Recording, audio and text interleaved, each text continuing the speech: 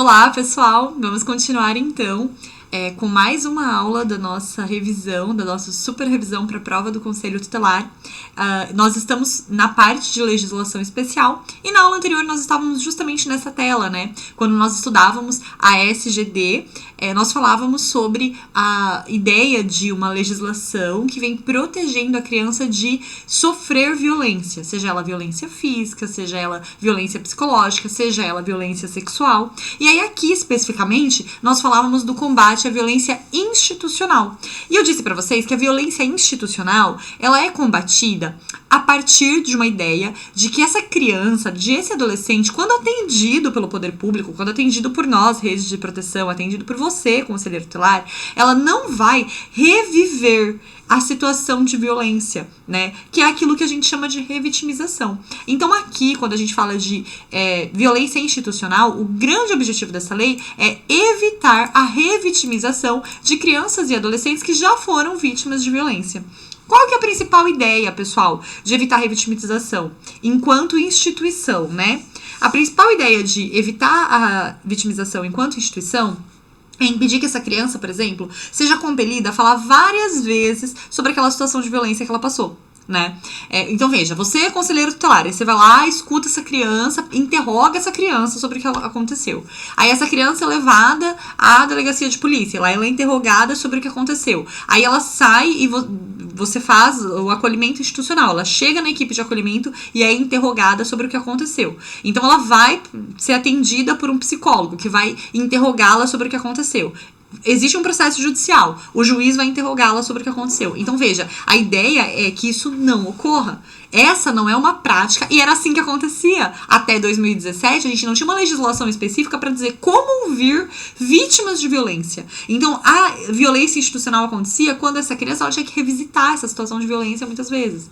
A criança, ou o adolescente, ela não consegue muitas vezes falar sobre algumas situações de violência que ela viveu, ela tem mecanismos de esquecer essas situações de violência, de não lembrar detalhes. Então a lei, a partir desse estudo psicológico, ela vem com duas opções, né, duas ferramentas de escuta. A primeira delas é a escuta especializada, que ocorre por órgãos da rede de proteção, e a segunda é o depoimento especial. Paramos aqui na aula passada, então vamos continuar daqui, tá?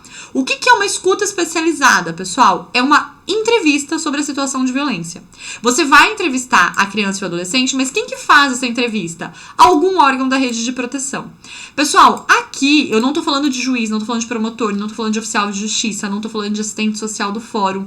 É um órgão da rede municipal, tá? Mas nós vamos colher um relato estritamente necessário para cumprir uma finalidade. Você é conselheiro tutelar, você pode fazer escuta especializada? Pode. O que é ideal? É ideal que você tenha feito um curso de escuta especializada para que você consiga atingir os mecanismos, né? Então, assim, vocês estão ali no conselho, tem 4 conselheiros, 5 conselheiros, um faz curso de escuta especializada e esse passa a fazer as escutas. Alguém na rede de proteção do município tem esse curso, tem especialização em escuta especializada, alguém do CRAS, do CREAS, você pode direcionar para essa pessoa, tá? Por quê? Porque essa criança ela vai ser ouvida, ela tem que trazer um relato necessário. Você vai pedir, por exemplo, olha só, a gente estudou lá nas nossas aulas anteriores que o artigo 130 do ECA te autoriza o juiz a aplicar o afastamento de um agressor do lar, certo?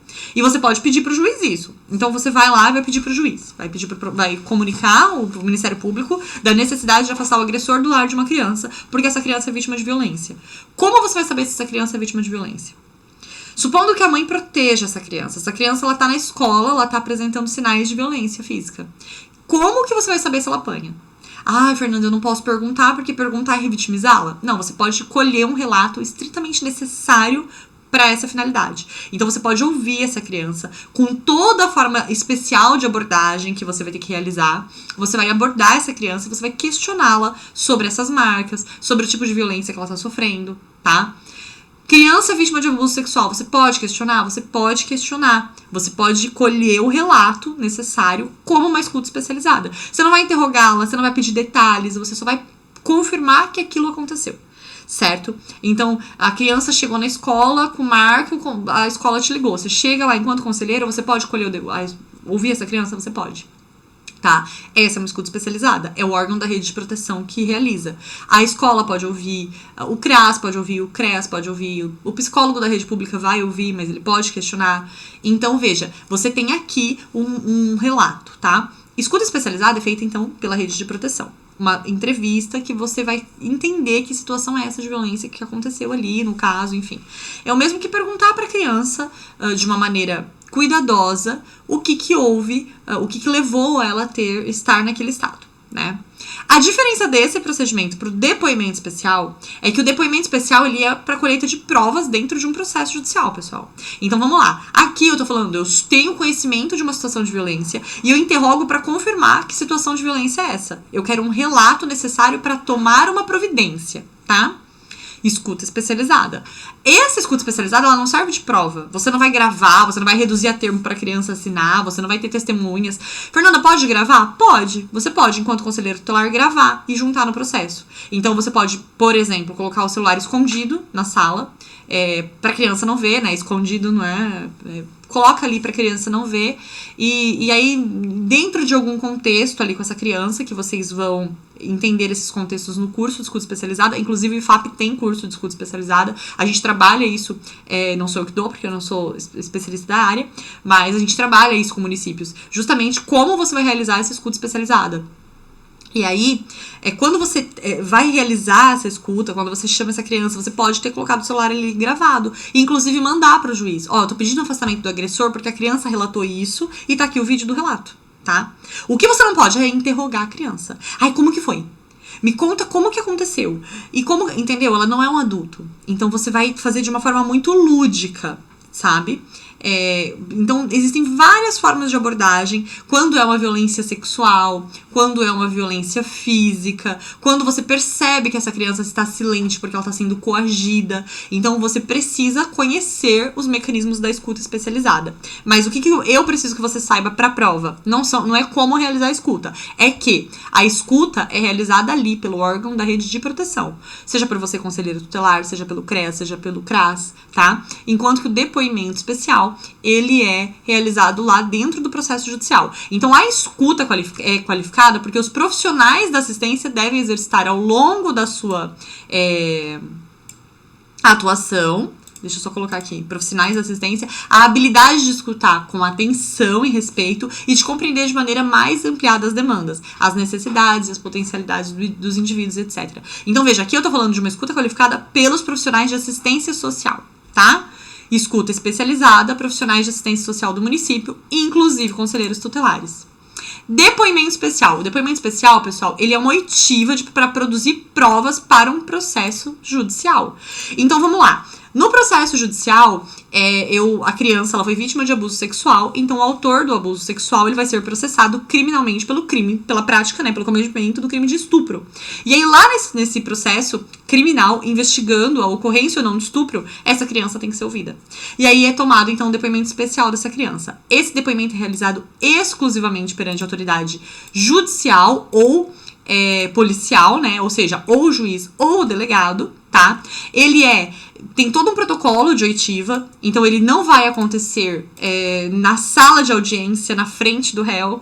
Pelo contrário, essa criança ela vai ser levada por uma pessoa do judiciário que é responsável, ou da delegacia, uma psicóloga forense, ou alguém do judiciário, seja psicóloga do judiciário, seja assistente social forense, que vai conduzir essa criança até uma salinha, com todo o sistema de áudio e vídeo para ser gravado ali, às vezes com brincadeiras, às vezes pintando desenho. E aí, a partir dessa sala totalmente lúdica, só com esse profissional, sem o juiz, sem o promotor, sem as partes, sem advogado, sem ninguém, só com esse profissional especializado em depoimento especial, é que essa criança ela vai ela vai prestar o depoimento dela. Ela vai dar as informações perguntadas. E aí, se o promotor ou o juiz tiverem perguntas para fazer diretamente para a criança, eles digitam essas perguntas. À medida que o depoimento vai acontecendo, eles estão assistindo. E aí, eles digitam essas perguntas. Em um dado momento, o entrevistador, ali que tá ali com a criança fazendo o depoimento especial, ele vai até a tela do computador, ele lê as perguntas e ele retorna, convertendo essas perguntas novamente em uma abordagem lúdica para que a criança ela sinta-se à vontade para falar sobre aquilo que, enfim, aconteceu aconteceu com ela, a vítima de violência. Tudo bem? Então, veja aqui, o depoimento especial, ele acontece para provar lá dentro do processo. E a escuta especializada acontece ali na rede, não tem processo. O meu objetivo aqui não é produzir provas para condenar o agressor. O meu objetivo aqui é entender o contexto para proteger a criança, tá? Então, o que é legal, pessoal? Vamos colocar isso, inclusive, tá? Acho que eu vou colocar assim, ó. Escuta especializada. O que eu quero na escuta especializada, então? Eu quero entender o que houve com a criança para protegê-la enquanto rede de proteção. Tá? Quero entender o que houve com a criança para protegê-la. Então, aqui eu só quero o relato. No depoimento especial, o que eu quero? Coletar prova para punir o agressor, tá? Então, o foco da escuta especializada é a proteção da criança, o foco do depoimento especial é a punição do agressor. Tudo bem? Importante, é fundamental a clareza das competências de cada órgão integrante do SGD, justamente para você conseguir identificar, pessoal, e diferenciar a rede de proteção e os órgãos de responsabilização. Então, quem que é rede de proteção? Rede de proteção aqui, vamos até colocar. Vamos colocar rede de proteção como a assistência social, né? Ali, no seu caso, é a assistência social do município. Então, aqui a gente tem rede de proteção formada pela assistência social, né? E lógico que o Conselho Tutelar. E os órgãos de investigação e responsabilização, quem que são? O Judiciário. Vou colocar aqui novamente. Judiciário. E polícia. E órgãos policiais, né? A Polícia Civil, Polícia Militar, enfim, tá? Então, veja, por quê? Porque aí eu sei que a rede de proteção, ela vai fazer a escuta especializada para proteger a criança, enquanto que os órgãos de investigação e responsabilização vão fazer o depoimento especial, certo? Então, nessa perspectiva, os trabalhadores do SUAS não participam e não realizam depoimento especial. Ok? Assim como a escuta realizada na rede socioassistencial não tem a função de interrogar a vítima e nem de produzir provas. O que eu quero com a escuta especializada? Compreender o contexto e proteger a criança. O que eu quero com o depoimento especial? Produzir prova, tá? Então, só voltando aqui para ficar bem claro. O que eu quero com a escuta especializada? Entender, vou até colocar o contexto, né? O contexto, que seria o que houve com a criança, né? Para protegê-la enquanto rede de proteção. E o que eu quero com o depoimento especial? Coletar provas para punir o agressor. Quem vai entender contexto aqui? Rede socioassistencial. Escuta especializada. Quem vai punir? Delegacia de polícia e juiz. Depoimento especial. Tá bom? Acho que agora ficou um pouco claro aqui para vocês. Certo, pessoal? E aí, lembra que eu falei pra vocês que a gente ia ver várias legislaçõezinhas chatinhas, assim, né? De detalhes. Pessoal, quando a gente fala sobre o ECA, a rede socioassistencial, a proteção à criança, nós temos um sistema de garantia de direitos à criança e do adolescente, né? E aí nós temos algumas resoluções do CONANDA, que é o nosso Conselho Nacional, né, de Proteção à Criança e ao Adolescente. Então, pessoal, quando a gente fala sobre resoluções do CONANDA, essas resoluções, elas sempre lembram-se daquela pirâmide que eu apresentei na primeira aula, que eu dizia, olha, quem que prevalece nas decisões relativas à aplicação de qualquer norma? A Constituição Federal, os direitos humanos, os direitos da criança e do adolescente. Depois delas, tem as leis federais, que era o Estatuto da Criança e do Adolescente, todas as leis que nós vimos aqui. E abaixo das leis, para regulamentar as leis, nós temos resoluções, certo? Então, os conselhos de direitos, eles fazem resoluções e o CONANDA é o nosso principal órgão de atuação no sentido de criar resoluções para criança e adolescente. Então, nós vamos falar sobre algumas resoluções do CONANDA que nós já vimos aparecer em edital de prova para conselho tutelar. De novo, bastante conteúdo. Eu vou passar bem brevemente e vocês vão ver que é tudo muito parecido a tudo aquilo que a gente já viu, né? Universalização de direitos, objetivo de garantir a dignidade da pessoa humana. Mas eu vou passar porque é importante a gente ter esse checklist de que nós vimos todo o conteúdo, até para que você sinta-se seguro. Em 15 minutinhos a gente vai passar tudo. Até para que você sinta-se seguro de que você viu todo o conteúdo, tá bom? Então vamos lá. Resolução do CONANDA número 113, ela é uma resolução de 2006, tá? E ela dispõe sobre a institucionalização e o fortalecimento desse SGDCA, que é o nosso Sistema de Garantias de Direito da Criança e do Adolescente. Qual que é o objetivo desse sistema, pessoal? É garantir criança e adolescente como sujeito de direito, né? E buscar salvaguardá-los de ameaças e violações. Para alcançar esses objetivos, esse sistema ele vai trazer normativas próprias, como Constituição Federal, convenções da criança e adolescente, o próprio ECA, certo? Tudo que a gente já viu lá na primeira aula, e implementar e fortalecer as instâncias públicas responsáveis para facilitar o acesso aos mecanismos de garantia de direito. E aí, quando a gente fala sobre a busca de sempre garantir que as opiniões das crianças e adolescentes sejam levadas em consideração nos processos, né? Essa é uma dica legal, porque opinião de criança e adolescente levada em consideração, o ECA, ele traz uma previsão expressa de que, quando você for decidir a guarda de uma criança, ou decidir a adoção de uma criança, acima de 12 anos, o juiz tem que ouvi-la, tá? Então, quando for a criança até 12 anos, você vai coletar ali informações a partir de um estudo social, de um estudo psicológico. Com mais de 12 anos, o juiz vai ouvi-la. A opinião dela deve ser levada em consideração. E o que eu falo pra você enquanto conselheiro tutelar? Você, enquanto conselheiro tutelar, constata uma situação de risco de um adolescente, ou seja, de uma criança com mais de 12 anos. E quando você constata essa situação de risco desse adolescente, desse menor acima de 12 anos, você pode tirá-lo ali do ambiente em que ele está, sob a guarda dos pais, tutela dos pais, cuidados dos pais, responsáveis, não sei com quem ele está, e você vai levar para outra casa, né? Para casa da tia, para casa da avó. Então, a partir de 12 anos, a opinião também deve contar na hora de aplicar medidas de proteção, de colocação em família extensa. O ECA não exige isso, mas na prática seria importante, por quê? Porque o sistema de proteção e garantia de direitos de criança e adolescente resguarda esse direito de que a criança e o adolescente seja ouvido e que dê opinião sobre o quê? Porque é a vidinha dele que está sendo decidida também. Então, ele também participa como um sujeito de direito ali, né? Então, essa resolução do CONANDA, ela traz essa dica que eu até marquei aqui como importante, porque ela realmente, na minha opinião, é a parte mais importante, né? Que é trazer a garantia de que a opinião dessa criança, desse adolescente, vai ser levada em consideração quando você, conselheiro, quando você, juiz, quando você, promotor, for decidir sobre a vida dela. Porque ninguém é melhor sabedor das próprias escolhas do que aquele que está vivendo a vida que você vai decidir, né? Então, ouvir e permitir que crianças e adolescentes opinem sobre o que eles querem para a própria vida é muito importante, tá?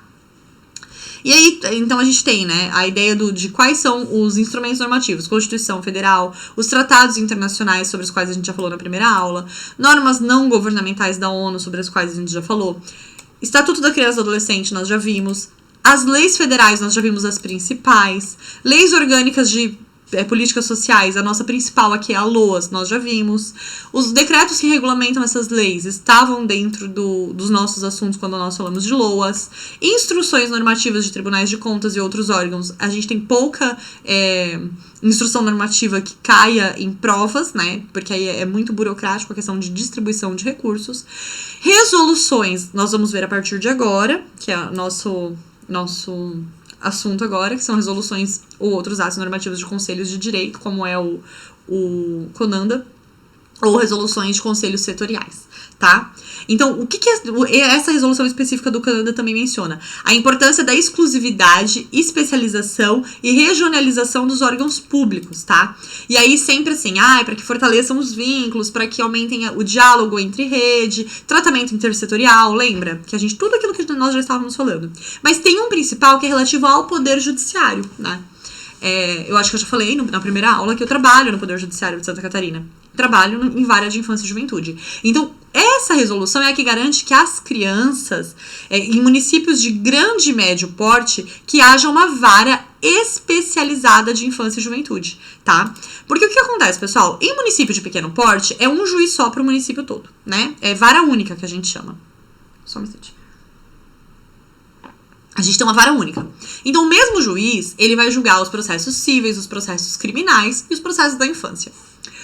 Essa resolução do CONANDA, ela diz assim, quando o município for de grande ou médio porte, tem mais de uma vara no município, a infância e juventude vai ter uma vara específica, ou seja, um juiz específico para a matéria de infância, tá? Por que isso? Porque a matéria da infância, ela tem um tratamento que deve ser especializado. Se vocês entenderem, né, por exemplo, quem já teve alguma experiência com o direito, com o Tribunal de Justiça, os programas dos tribunais, os conselhos dos tribunais, o CNJ, que é o Conselho Nacional de Justiça, os próprios programas dentro do STJ e STF, a corregedoria dos tribunais, exerce uma cobrança muito grande sobre os processos relativos à infância e juventude, especialmente processos de acolhidos, né? O processo de acolhido, ele entrou no teu sistema, ele tem um total tratamento prioritário. Então, uma destituição de poder familiar de uma criança que está acolhida, ela tem que tramitar em 45 dias. É prioridade absoluta na pauta do juiz, é prioridade absoluta em todos os aspectos, tá? Então, a ideia é, se esse juiz ele tem que dar tratamento prioritário para infância e juventude, se for um município de grande e médio porte, coloque um juiz só para infância e juventude, tá? Várias criminais especializadas em crimes praticados contra crianças e adolescentes. Por que isso, gente? Por que eu tenho que ter uma vara especializada? Nas capitais, né, ou em grande porte? Lembrando, por que capital e grande porte? Porque uma cidade pequena só tem um juiz, então tem como você fazer uma especializada. Mas por que essa vara especializada? Por causa do depoimento especial, tá? Então, como a criança ela vai realizar um depoimento especial, quando a criança ela é vítima de crimes, é importante que nas capitais, nas cidades maiores, que você pode ter um juiz só para isso, para pensar que esse juiz vai se especializar cada vez mais nessa coleta e nesse modelo de prova, tá? Promotoria especializada de infância e juventude em todas as comarcas, então ali na tua cidade, com certeza, tem um promotor que vai trabalhar com infância e juventude, caso tenha mais de um promotor. Centro de apoio operacional às promotorias de infância e juventude, toda promotoria tem. Núcleos especializados de defensores públicos para defesa de crianças e adolescentes que dela necessitarem. Nas cidades que não tem, a maioria não tem, cidade pequena, é nomeado um defensor para os adolescentes, por exemplo, que praticam ato infracional. Um advogado da cidade pode ser nomeado pelo juiz e pago pelo Estado para defender o adolescente. E delegacia de polícia especializada para a apuração dos atos infracionais praticados por adolescente e dos delitos contra as crianças, tá? Delegacia de polícia especializada também é só em capital, né, gente? Porque se nós pensarmos, a maioria das cidades tem uma delegacia de polícia. Mas existem, assim como a delegacia da mulher, né, um destacamento talvez dentro da própria delegacia, que seria a delegacia da mulher, em grandes centros também essa resolução visa instituir delegacias para crianças e adolescentes, seja quando elas são vítimas de um crime, seja quando o adolescente pratica um ato infracional, tá? Então, o objetivo aqui, pessoal, é sempre promover uma ideia de especialização do tratamento de criança e de adolescente. Sobre os conselhos tutelares, os órgãos não jurisdicionais, eles reforçam a responsabilidade de zelar pelo cumprimento dos direitos da criança e do adolescente, tá? Então, o que a resolução estabelece? Que vocês devem aplicar as medidas de proteção no caso de direito ameaçado e violado à criança e adolescente e também as medidas aos pais responsáveis. Onde que isso inova? Em nada, porque o ECA já fala isso, que quando você constatar uma situação de risco, você aplica a medida de proteção e quando você se constatar ou uma situação de risco ou uma violação de direitos, você pode também aplicar medidas aos pais, tá? Importante, todos os níveis de governo devem ter um Conselho de Direitos da Criança e do Adolescente, que é o CMDCA, né? No âmbito do município, seria o Conselho Municipal dos Direitos da Criança e do Adolescente. Aqui, pessoal, esse conselho, ele é composto por governo e sociedade civil organizada. Esse conselho, o Conselho Tutelar faz parte, tá? Então, esses conselhos, eles devem sempre acompanhar, avaliar e monitorar as ações de promoção e defesa de direitos. No âmbito do município, vai ser o Conselho Municipal dos Direitos da Criança e do Adolescente, que é o CMDCA. Enquanto conselheiro tutelar, se você praticar uma transgressão disciplinar no exercício ali da tua função de conselheiro tutelar, você vai ser investigado pela comissão de disciplina do conselho tutelar, que vai contar com os membros do CMDCA, tá? Você também vai fazer parte do CMDCA enquanto conselheiro. Então, veja que a ideia aqui, esse Conselho de Direitos é uma forma de você organizar a sociedade e um diálogo entre a rede de proteção, o Conselho Tutelar e a sociedade civil de um modo geral, tá? Essas deliberações, elas vinculam as ações governamentais, ou seja, veja a força desses conselhos de direito, né? E caso descumpridas, o conselho, se você, enquanto membro desse conselho, constatar algum descumprimento, esses conselhos, eles podem representar para o Ministério Público, inclusive, tá? Então, cada instância vai ter o seu próprio conselho de direitos e no âmbito municipal é o CMDCA, o Conselho Municipal de Direitos da Criança e do Adolescente. Aqui ele só explica isso de novo. Próxima resolução do CONANDA é a resolução 139, essa é de 2010, tá? Que estabelece parâmetros para a criação e funcionamento dos conselhos tutelares do Brasil. Então, só relembrando, pessoal, o que é o CONANDA? É o Conselho Nacional dos Direitos da Criança e do Adolescente. Eu disse que tem o Conselho Nacional, tem o Conselho Estadual e tem o Conselho Municipal. No Conselho Nacional, que é o CONANDA, no Conselho Estadual, cada estado vai ter sua sigla, considerando a sigla do teu estado, e no Conselho Municipal a gente tem o CMDCA, que é o Conselho Municipal. Você, conselheiro tutelar, vai participar, pelo menos no início, do Conselho Municipal, tá? O Conselho Nacional, ele vai formar essas resoluções. E essas resoluções, ela vai trazer assim, ó, o que é o Conselho Tutelar? Então, veja só, a primeira disposição do CONANDA é: o Conselho Tutelar é um órgão essencial do sistema de garantia de direitos. E é bem importante a gente reforçar essa importância. Por quê? Porque o Conselho ele é criado para desjudicializar, tirar do judiciário, isso que é desjudicializar, e agilizar o atendimento prestado à população infanto-juvenil. Então, quando a prova te perguntar, por exemplo, o objetivo do Conselho Tutelar desjudicializar conflitos? É tirar das mãos do judiciário, é tirar da responsabilidade exclusiva do juiz aquilo que você pode deliberar, aquilo que a rede pode resolver, tá? Então, é um ato importante para a consolidação da proteção integral das crianças, é tudo aquilo que a gente já viu, né? É obrigatória a existência de pelo menos um conselho tutelar em cada município, também já vimos. A lei orçamentária vai incluir uma dotação específica para os conselhos tutelares, e vocês vão acompanhar essa cota financeira específica, assim como o CMDCA também faz essa fiscalização, o Conselho Municipal, tá?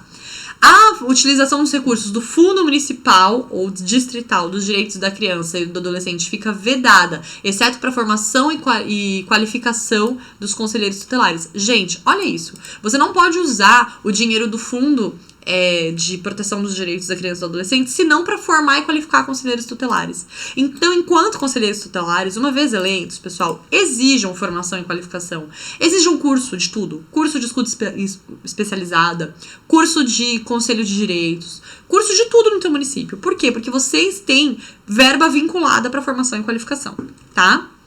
Os conselheiros tutelares são escolhidos mediante eleição realizada por voto, né, sufrágio universal direto, com voto facultativo e secreto, assim como as nossas eleições, mas aqui o voto é facultativo. Esse processo ele é controlado pelo Conselho Municipal dos Direitos da Criança e do Adolescente e fiscalizado pelo Ministério Público. A resolução ela vai trazer critérios para que você seja membro do Conselho Tutelar, mas nós já vimos isso lá quando a gente falou de Estatuto da Criança e do Adolescente, e tem alguns requisitos adicionais. E dentre esses requisitos adicionais, pessoal, a resolução ela traz alguns. Lembra que eu falei, tem esses previstos na lei, e a resolução vai trazer uns adicionais? Experiência na promoção e proteção de defesa das crianças e do adolescente, formação específica sobre o ECA, comprovação de conclusão do ensino fundamental e alguns locais podem exigir a nossa amada prova de conhecimento sobre o direito da criança e do adolescente. E é para ela que a gente está estudando agora, tá? Proibida a participação do mesmo conselho tutelar de cônjuges, companheiros, nós já vimos isso. E, ainda sobre a resolução, ela traz que o conselho deve sempre funcionar no local de fácil acesso para a população. Então, também é importante que vocês façam essa fiscalização enquanto conselheiros, mas se cai na prova, esse é um requisito. A sede do conselho tutelar tem que ser em um local de fácil acesso, que já é referência para atender a população, tá? O próprio conselho tutelar, cabe ao próprio conselho tutelar promover, elaborar e aprovar o seu regimento interno. Então, vocês vão criar um regimento interno, ou alguém já criou, e esse regimento interno ele é encaminhado para o CMDCA, que é o Conselho de Direitos da Criança e do Adolescente, que vai apreciá-los, e depois de aprovado e publicado, ele vai ser encaminhado para o Judiciário e para o Ministério Público, para que deles tenham conhecimento, tá? Então, veja a autonomia do Conselho, né? O Conselho ele tem autonomia para criar e executar o próprio regimento interno, tá? Todos os membros do Conselho Tutelar serão submetidos à mesma carga de trabalho, bem como aos mesmos períodos de plantão ou sobreaviso. Então, tem que ser garantido um atendimento ininterrupto à população. Então, vocês já sabem que uma vez entrando no Conselho Tutelar, finais de semana alternados, vocês estarão em plantão para garantir esse atendimento ininterrupto. Até nos casos, por exemplo, um adolescente foi apreendido na delegacia, quem que é o plantonista, liga na hora, vai um conselheiro lá, tá?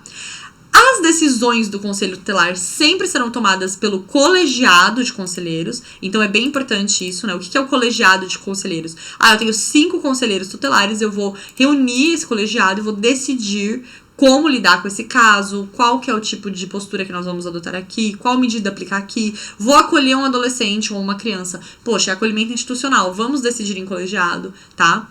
E nos casos das medidas de caráter emergencial tomadas durante o plantão, o que você faz? Você aplica a medida e comunica o colegiado no dia útil seguinte já. Pessoal, não cumprir isso daqui é transgressão disciplinar, tá? Então você aplica a medida de urgência e no dia seguinte você comunica ao colegiado do conselho. Todas as decisões que você tomar enquanto conselheiro tutelar ou que vocês tomarem enquanto colegiado devem ser motivadas e comunicadas formalmente aos interessados. Formalmente, por escrito, sendo garantido ao Ministério Público e ao Judiciário, que é o juiz, acesso irrestrito aos registros. Então, em regra, nós temos pastas, né, das atas ali dos conselhos tutelares. Essas pastinhas, elas vão ficar de acesso público para o juiz e para o promotor quando eles quiserem, tá? E aí os demais interessados ou procuradores legalmente constituídos só vão ter interesse às atas do conselho que lhe digam respeito, tá? Ressalvadas as situações que coloquem em risco a imagem do adolescente, etc. E aí, nesse caso, você nem vai permitir que essas pessoas acessem a informação. Tudo bem? Então, tem uma discussão de guarda aqui entre pai e mãe. Eu tirei a criança da casa do pai, dei lá pra mãe, fiz um termo de consentimento, a criança estava em situação de risco. O advogado chegou com procuração, o advogado da mãe. Ele pode acessar? Pode, é pro processo. Mas tem uma situação aqui, disposição de violência sexual. Pode acessar? Não. Aí você manda pro judiciário e peça pra esse advogado acessar lá, tá? Ninguém tem acesso às suas atas, só o juiz e o promotor. E quando o advogado aparecer com procuração e de uma das partes, o procurador de uma das partes, legalmente constituídos, ou seja, com uma procuração específica para aquilo, ele vai poder acessar aquela ata específica sobre aquele caso, desde que isso não exponha a situação da criança ou do adolescente, tá? Quando vocês fizerem qualquer requisição para a administração pública, vocês devem ter essas requisições cumpridas com prioridade e gratuitamente. E aí, veja, essas requisições, por exemplo, pode ser requisição de tratamento médico para alguma criança, de matrícula escolar, de transferência escolar, tá? É dever do Conselho Tutelar articular suas ações para agilizar o atendimento junto aos órgãos responsáveis pelas execuções de medidas de políticas de atendimento à criança e ao adolescente. Então, é todo aquele trabalho articulado em rede sobre o qual nós falávamos. Além disso, o Conselho Tutelar é um órgão autônomo e não se subordina a ninguém. Não vai se subordinar ao Conselho Municipal de Direitos, viu, pessoal? Vocês, inclusive, fazem parte deles. Mas vocês vão manter uma relação com o Conselho de Direitos, assim como com toda a rede. Embora vocês não obedeçam à rede nem ao Conselho de Direitos. No exercício da função, vocês devem observar alguns princípios já regulamentados pela legislação, né? A condição da criança e do adolescente como sujeito de direitos. E aí, quando a gente fala criança e adolescente como sujeito de direitos, a gente está falando sobre a opinião deles contar, da importância deles serem ouvidos e entendidos. Proteção integral e prioritária aos direitos da criança e do adolescente, falamos disso em todas as aulas. Responsabilidade da família, da comunidade, da sociedade em geral, para efetivar esses direitos da criança e do adolescente, municipalização da política de atendimento às crianças e aos adolescentes, respeito à intimidade e imagem da criança e do adolescente, também falamos sobre tudo isso, né? Intervenção precoce, logo que a situação de perigo é conhecida. Gente, isso é muito importante. Você tem que agir assim que você sabe que a situação de risco está acontecendo, tá? Intervenção mínima das autoridades e instituições na promoção de direitos das crianças e do adolescente, ou seja, a intervenção ela só se justifica quando necessária. Proporcionalidade e atualidade da intervenção, ou seja, você vai intervir quando aquela situação está acontecendo e de modo proporcional. Você não pode ir lá e acolher uma criança por ela ter apanhado há 15 dias. Né? Você tem que aplicar a medida com a atualidade, quando ela está acontecendo. Porque se você esperou 15 dias desde a agressão física, a violência física, e não tem iminência de uma nova agressão física, então é melhor você comunicar ao juiz do que você aplicar uma medida desproporcional. Por exemplo, intervenção tutelar que incentive a responsabilidade parental, responsabilidade dos pais aqui, né? Prevalência de medidas que mantenham ou reintegrem a criança, família natural ou extensa. Isso daqui sempre, né, pessoal? A gente tá falando o tempo todo disso. Manter, reintegrar com família natural e extensa. E só se isso não for possível, família substituta. Obrigatoriedade de informação à criança e ao adolescente, mas respeitando a sua idade e capacidade de compreensão.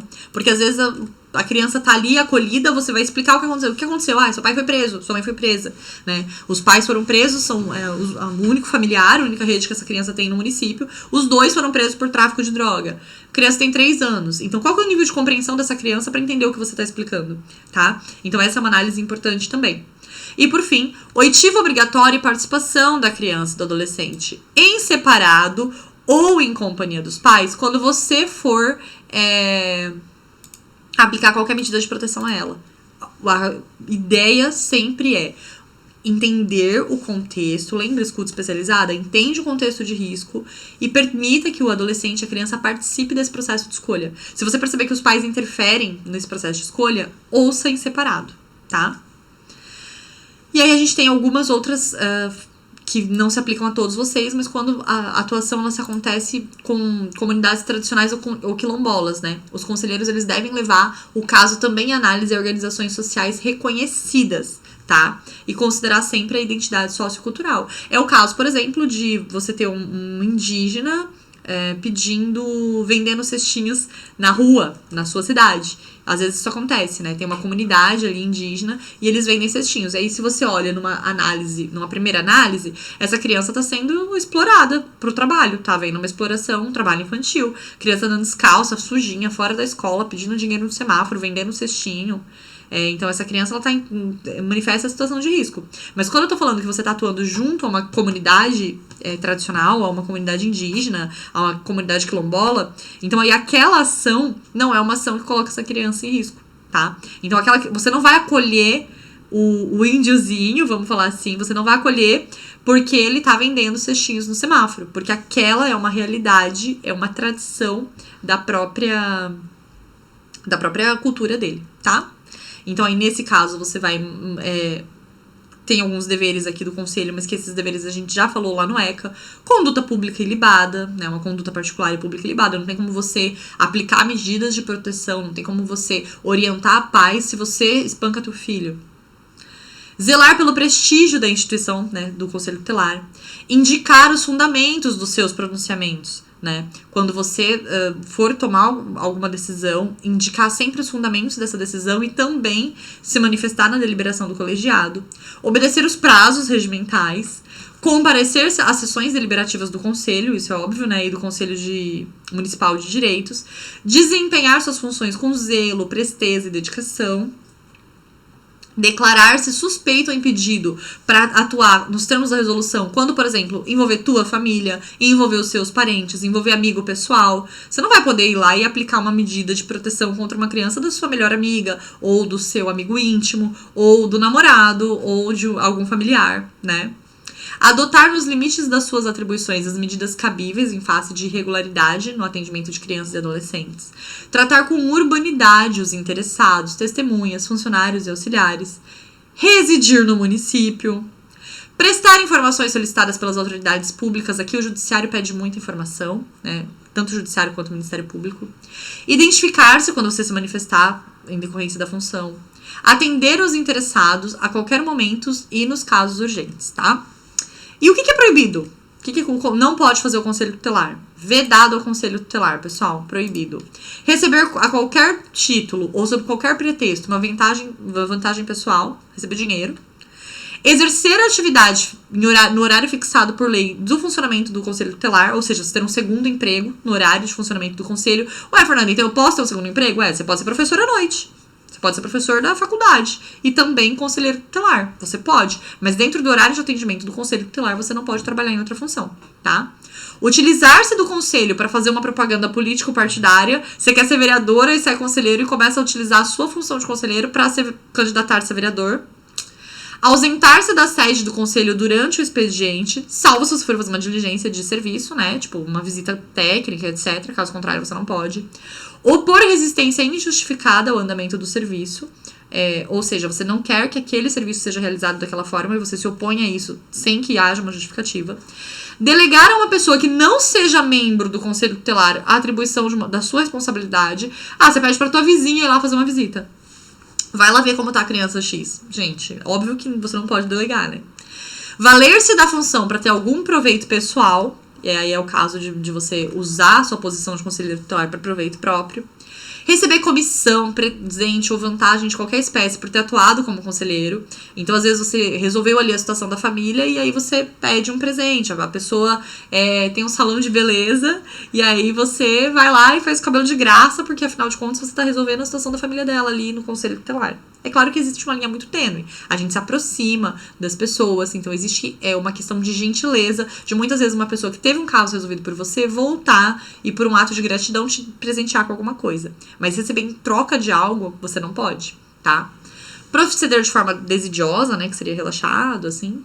Exercer qualquer atividade incompatível com o conselho da tua função e horário.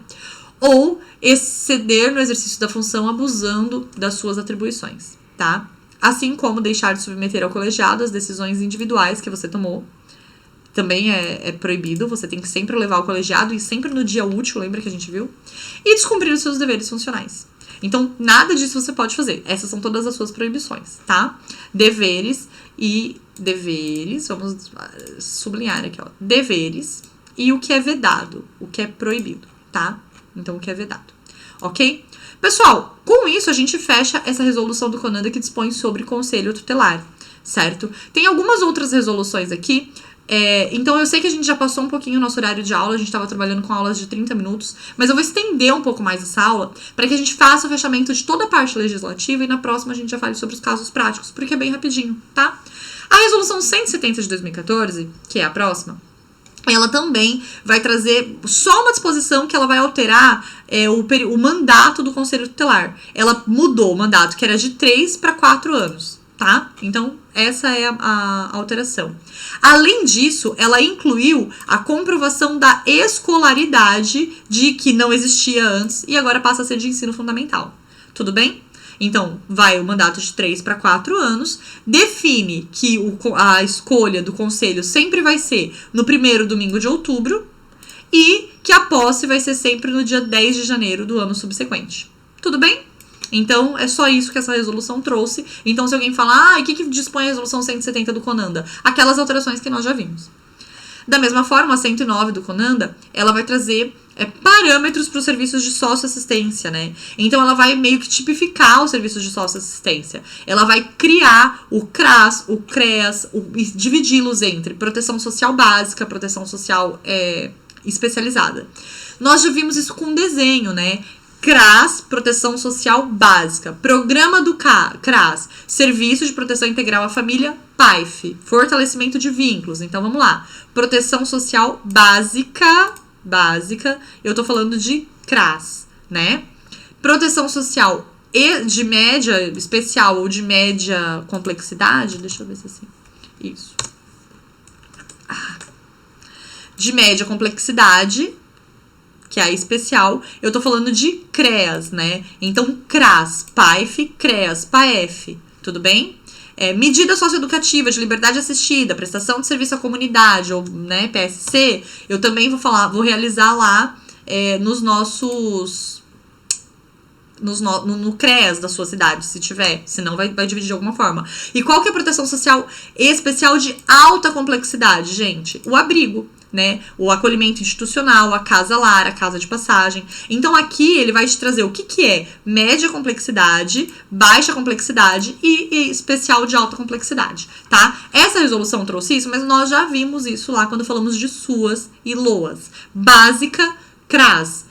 PAIF, fortalecimento de vínculos, proteção básica, benefício, dinheiro, vulnerabilidade. Proteção especial de média complexidade é o PAEF, que aí você vai fazer uma abordagem social, você já tem uma constatação de violência, esse encaminhamento se dá no CREAS. E o CREAS também vai fazer o cumprimento das medidas socioeducativas, de liberdade assistida, tudo é média complexidade. E quem que é alta complexidade?